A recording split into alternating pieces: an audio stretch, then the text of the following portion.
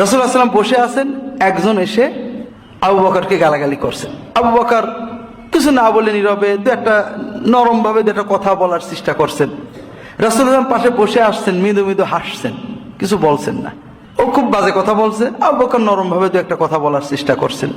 এখন বেশ কিছু সময় কিছু কথার মানুষ তো একটু রাগে, আবু বকর কিছু কথার প্রতিবাদ করেছেন, সব কথার না, তুমি ঠিক বলনি, বেশ কড়া ভাবে একটু রেগে কথা বলেছেন।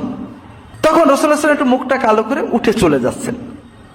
আবু বকর খেয়াল করেছে, রাগ বাদ দিয়ে তাড়াতাড়ি, ইয়া রাসূলুল্লাহ, আপনি এতক্ষণ বসে বসে আমার গালি দেওয়া শুনলেন, আর এখন আমি একটু কিছু বললাম আপনি উঠে চলে যাচ্ছেন, ব্যাপারটা কি? রাসূলুল্লাহ সাল্লাল্লাহু আলাইহি ওয়াসাল্লাম বললেন, ইয়া আবু বকর, ও যখন তোমাকে গালি দিচ্ছিল, বাজে কথা বলছিল, ভিত্তিহীন কথা বলছিল, আর তুমি নরম হয়ে তার কথাগুলো শুনছিলে, কিছু কথাগুলো আদবের সাথে কাটানোর চেষ্টা করছিলে, তখন আমি দেখছিলাম আল্লাহর পক্ষ থেকে ফেরেশতারা তোমার পক্ষ থেকে ওকে গালি দিচ্ছিল, তোমার পক্ষ তোমার জন্য দোয়া করছিল।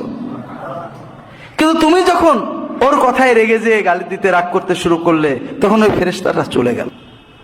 এই জন্য আমিও চলে আসলাম, কারণ আমি দেখলাম তোমার ব্রেনে রাগ আসছে, আর রাগ আসলেই শয়তান আসবে, আর যেখানে শয়তান আসে সেখানে আমি থাকতে চাই না। এরপর রাসূলুল্লাহ বললেন, মা যুলিমা আবদুন বিমাযলামাতিন ফায়ুগযি আনহা ইল্লা রাফাআহুল্লাহু বিহা নুসরাতান আও দারাজা। যখন কোনো মানুষকে জুলুম করা হয়, গালি দেওয়া হয়, বাজে কথা বলা হয়, মিথ্যা অপবাদ দেওয়া হয়, সে সবর করে, এড়িয়ে যায়, আল্লাহ তাআলা এই সবরের কারণে তার মর্যাদা আল্লাহর পক্ষ থেকে তার সাহায্য বৃদ্ধি করে দেন।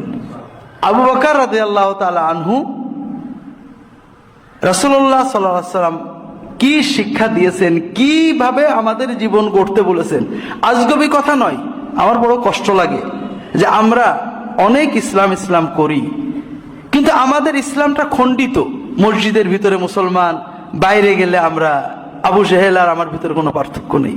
আমি অন্যদের কথা বলছি না ভাই, আমরা যারা মসজিদে আসি, নিয়মিত নামাজ কালাম আদায় করি, তাদের কথা বলছি।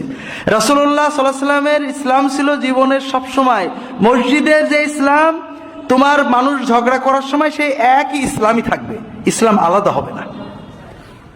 মসজিদে গেলে নামাজে দাঁড়িয়ে শুধু নবীর শিখানো কথাগুলো বলবে, আর ঝগড়ার সময় যা ইচ্ছা বলবে না, এরকম ইসলাম না। ঝগড়ার সময়ও কথা যেটা বলবেন রাসূলুল্লাহ সাল্লাল্লাহু আলাইহি ওয়াসাল্লামের গাইডেন্সের ভিতরে থেকে, দোয়ায় যেমন আল্লাহর সাথে কথা বলতে নবীর গাইডেন্সের ভিতরে থেকে, নামাজের ভিতরে যখন তাসবিহ তাহলিল পড়বেন নবীর গাইডেন্সের ভিতরে, ঝগড়ার সময় কি বলবেন এটাও রাসূলুল্লাহ সাল্লাল্লাহু আলাইহি ওয়াসাল্লামের গাইডেন্স রয়েছে। এবং এটা কোনো আজগবি কথা নয়, এটা কোনো তাত্ত্বিক কথা নয়, এই যে বলে দিলাম পালন করলাম না, তারা পালন করে দেখিয়েছেন।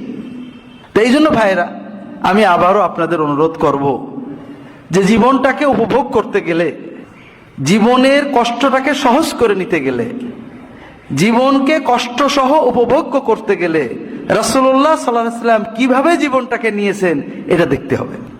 আর এজন্য রাসূলুল্লাহ সাল্লাল্লাহু আলাইহি ওয়াসাল্লামের সিরাত শামাইল, জীবন কর্ম, যেটাই শিক্ষা আছে, যেটা মনটা পরিবর্তন করে, একটু ভালো হতে অনুপ্রাণিত করে, এইগুলো আমাদের পড়া দরকার। আল্লাহ তাআলা আমাদেরকে তৌফিক দান করুন, আমিন।